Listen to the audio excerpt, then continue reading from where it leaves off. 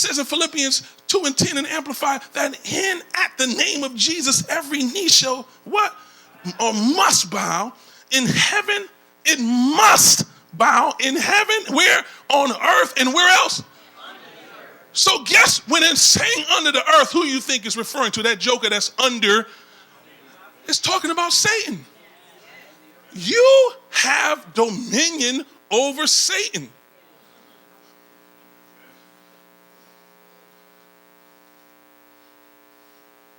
Reason why the storm lasted so long is because you didn't say peace be still. If you notice, Jesus, who has given us authority and we are to do what he did, what did he do when there was a storm? He slept. He rested. And they woke him up. Who was the they? Them that didn't know what to do in the storm.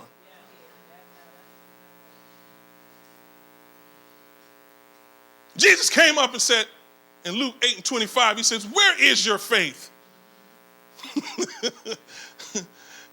How you been coming to church this long? Hearing all this word, and you still ignorant. You still waiting for somebody to do for you what you can do for yourself.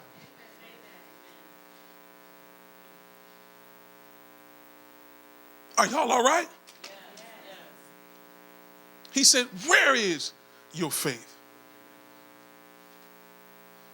Jesus, he would never ask a question that he didn't know the answer to. He's omniscient, which means he's all-knowing.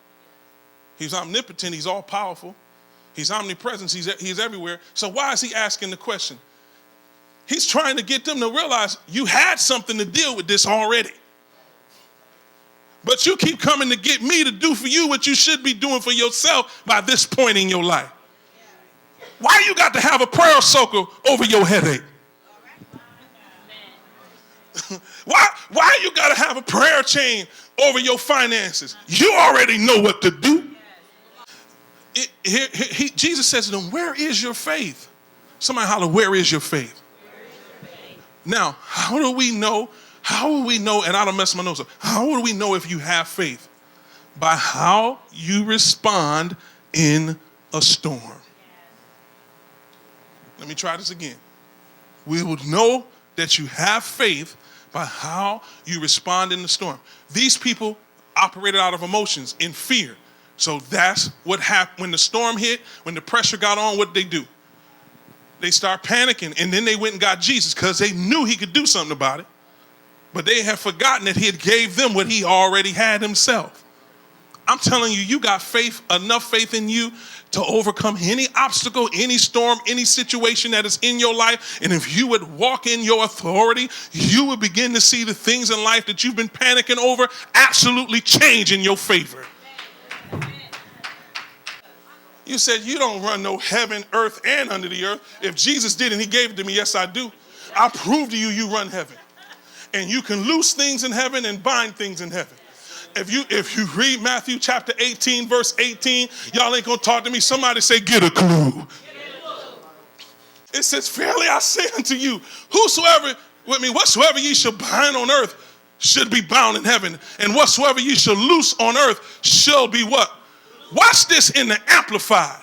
And this is the revelation that you got to have about it. And this is the truth. He says, don't be ignorant, y'all. Listen, I'm telling you the truth here. Truly I tell you, whatever you forbid and declare to be improper and unlawful on earth must be what is already forbidden. Did you see that? So guess what? When I speak to sickness, it's unlawful and proper in heaven. Ain't nobody sick in heaven. Ain't nobody dying in heaven. Death is a precursor of sickness. So since ain't no death in heaven, ain't no death in this earth. So when I'm loosing my healing, I'm loosing what's already loosed in heaven.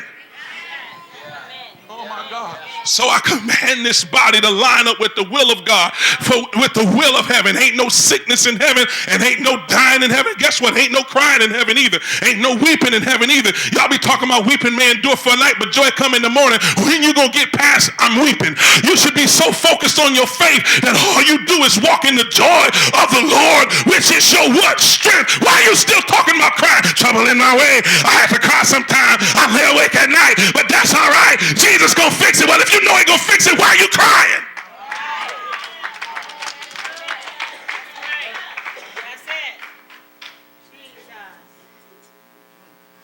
When Paul says in Psalms 34, he says, many are the afflictions of the righteous, but God delivers them out of it all. If you ever look in your Hebrew and Greek concordance, and the Hebrew word but does not have a definition for it. Because it's a zero. It cancels out what's been said before. So guess what? Since the but is in the way, I'm going to focus on he delivers them out of them all.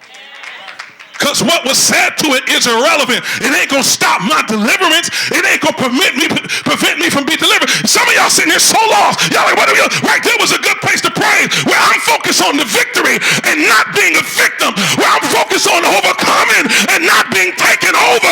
I got absolute power. Do I have 3 people in here that'll jump up on your feet and holler, I'm going to walk in it?